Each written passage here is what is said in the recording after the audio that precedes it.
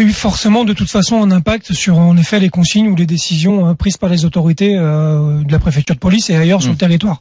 Évidemment, quand il y a cette campagne-là, vous l'avez dit, très redondante sur les violences policières, j'ai horreur de ce terme-là parce que je pense que depuis le début, on inverse la grille de lecture. Samedi d'ailleurs, on a été la plus belle preuve puisqu'on avait d'un côté une marche pour le climat qui se déroulait très bien, où là bizarrement il n'y avait pas de violence policière, et de l'autre côté une manifestation qui a dégénéré dès les premières heures du matin.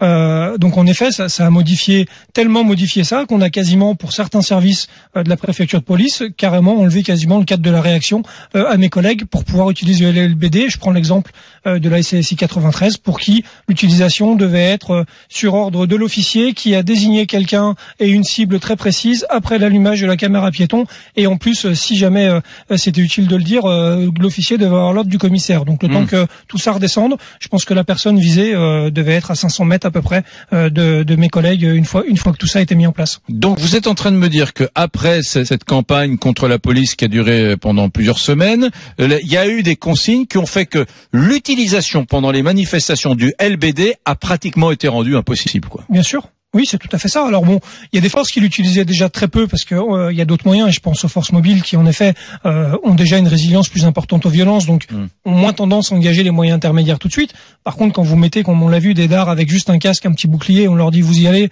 et votre seul moyen de défense c'est le LBD. Bien évidemment, qu'ils vont utiliser le LBD dès qu'ils seront accrochés. Ces forces-là, en effet, ont été très limitées.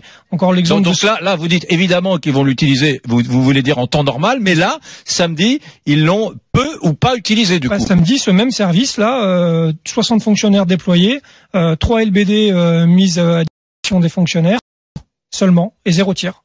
0 tir. 0 tir. Voilà. C'est énorme ce que vous me dites. Pardon, mesdames, messieurs, Grégory Joron, on l'a pas entendu encore depuis samedi. Enfin, pas Grégory, mais cet argument a été peu déployé. Vous entendez, Grégory Joron prend l'exemple d'une unité de 60 fonctionnaires qui a été déployée samedi sur le théâtre des opérations et qui, s'est retrouvé avec 3 LBD seulement suite à la campagne anti-LBD et qui a fait ce week-end 0 tir, samedi 0 tir. C'est énorme ce que vous nous dites. C'est énorme, c'est-à-dire que non mais avouez une chose, je sais que c'est pas votre job de syndicaliste, Grégory Joron, on n'est pas là, mais avouez quand même que quelque part, l'opinion publique a piégé les politiques. Il y avait même on va parler de la loi anti-casseurs qui a été votée cette semaine quand même. Cette loi anti-casseurs, il y avait toute une partie de la République en marche, notamment tous les députés de la République en marche qui viennent de la gauche, qui sont très nombreux et qui étaient contre cette loi anti-casseurs. Donc vous venez de vous taper là 2 mois au cours desquels l'opinion publique française a, dans sa majorité, pas tout le monde, dans sa majorité, considéré que voilà, vous alliez trop loin dans la violence. D'ailleurs, vous l'avez dit vous-même, on utilisait le mot violence policière, l'expression, c'était communément admis, quoi, qu'il y avait des violences policières. C'est ça, comme si c'était systémique. Alors c'est pas mon job, en effet. Maintenant, on est quand même conscient, même quand on est policier, on essaye de l'être. Je pense qu'en effet, les politiques aujourd'hui, quand on en fait trop, on nous reproche de trop en faire. Quand on en fait pas assez, comme samedi, apparemment, on nous reproche aussi de pas avoir fait le boulot. Moi, je vois, c'est que, en effet, ceux que je représente au bout de la chaîne, c'est eux qui, malgré tout, sont engagés depuis 18 samedis maintenant. C'est eux que je vois galérer, comme samedi dernier, où ils en ont pris plein la figure pour certains moments, parce que justement, les politiques et les autorités sont tétanisés par cette espèce de pression qu'ils ont pu subir durant ces dernières semaines. Et c'est justement leur job, normalement, à eux, de pas s'imprégner de ça et de pouvoir donner les outils justement aux fonctionnaires de police sur le terrain de pouvoir faire leur boulot. Samedi, clairement, les outils n'y étaient pas et les instructions non plus, je pense. L'idée de manœuvre globale de la journée, je pense qu'elle était absente. Il y avait un temps de latence terrible entre les problèmes qui remontaient du terrain, et les instructions qui devaient être données pour régler ces problèmes-là. Et tout ça fait que vous laissez finalement des policiers toute la journée au contact de manifestants à gérer les 50 mètres autour d'eux et pas plus. C'est pas ça de la gestion de foule. Voilà, la gestion de foule, ça demande une certaine technicité, ça demande un dispositif en amont qui doit pouvoir s'adapter.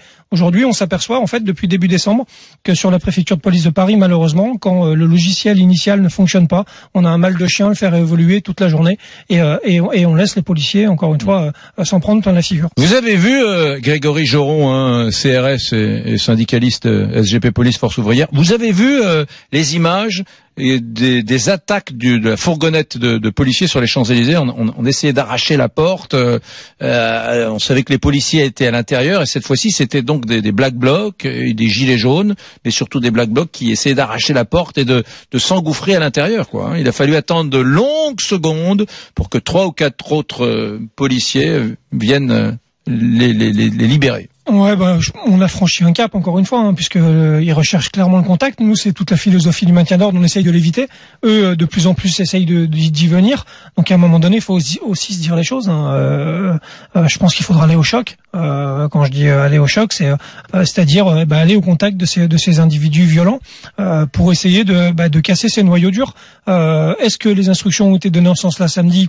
Je pense pas. Encore une fois. Mais samedi, manifestement, les instructions c'était allez-y mollo, quoi. J'imagine. Ouais, c'était on va sûrement voir comment ça se passe avec un dispositif quand même assez conséquent, mais derrière, comme je vous disais tout à l'heure, pas d'idée de manœuvre.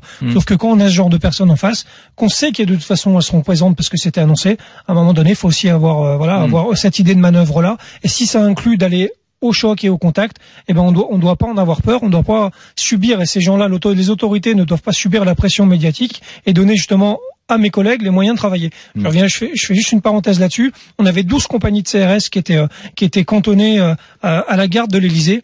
Le maintien d'ordre, c'est une affaire professionnelle. Je pense qu'il faudrait aussi réfléchir sur les dispositifs parisiens pour essayer de mettre un maximum de monde compétent entre guillemets sur la gestion du maintien de l'ordre, au contact même des manifestants et de ces individus ultra violents, parce que la réponse, elle passe aussi par une professionnalisation de gestion de ces manifestations. Il n'y avait pas le dispositif en termes d'armes, LBD, etc. qu'il y avait habituellement, donc. Je vous l'ai dit oui tout à l'heure. En effet, il y avait des consignes en tout cas pour resserrer et recadrer l'utilisation et laisser moins de capacité de réaction aux collègues sur le terrain.